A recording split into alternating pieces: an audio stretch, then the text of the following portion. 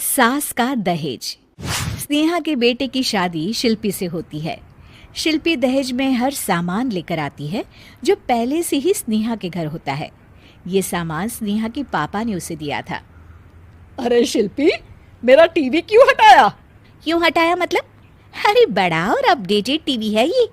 स्नेहा को गुस्सा आता है और वो शिल्पी के बड़े टीवी के बगल में अपने पुराने जमाने का टीवी भी रख देती है।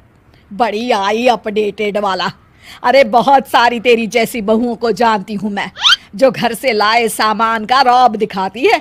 ये ना समझ के हम भिखारी हैं। देख ले, हमारे पास भी टीवी है।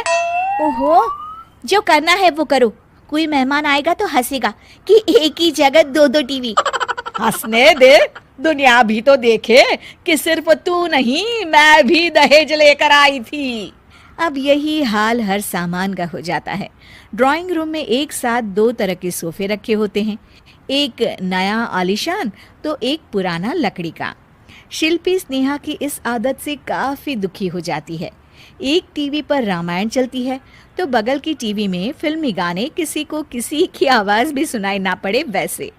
घर के दूसरे सदस्य भी सास बहू की इस आदत से परेशान हो जाते हैं।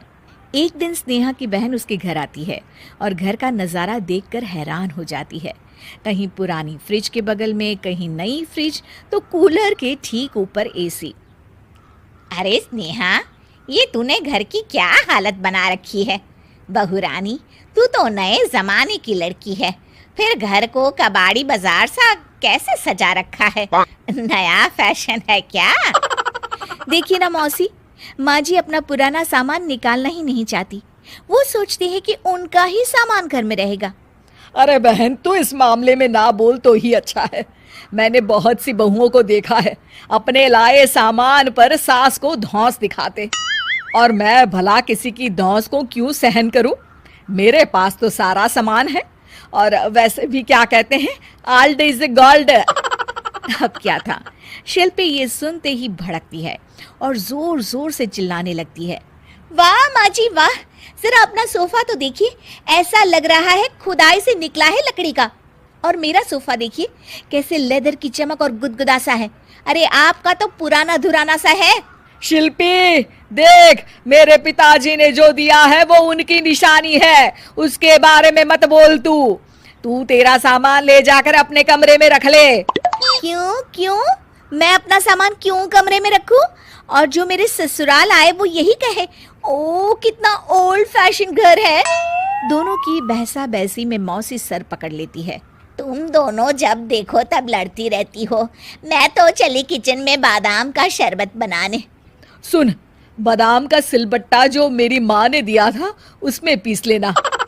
तो शिल्पी बोल पड़ती है, मौसी कसम है आपको, आप मेरे पापा की दी मिक्सी में ही बादाम पीसिएगा। खैर, मौसी तो जाती है किचन में, लेकिन ड्राइंग रूम में सास बहू की बहसा बहसी जारी रहती है।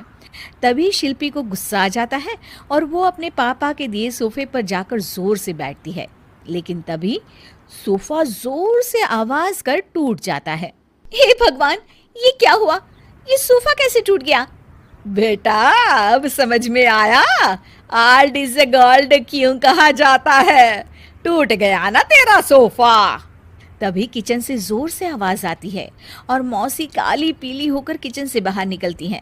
शिल्पी, तुम्हारी कसम के चक्कर में मैंने बादाम के लिए मिक्सी का उपयोग किया था, लेकिन जैसे ही प्लग ऑन किया, अरे मेरा ये हाल हो गया।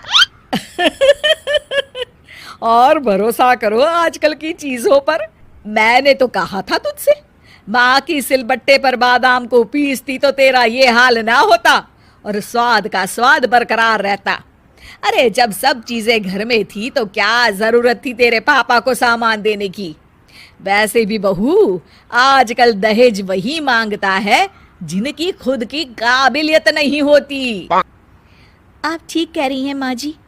मेरे लिए ये सौभाग्य की बात थी कि आप लोगों ने पापा से कोई डिमांड नहीं की थी, लेकिन मैं आपको समझ ही नहीं पाई।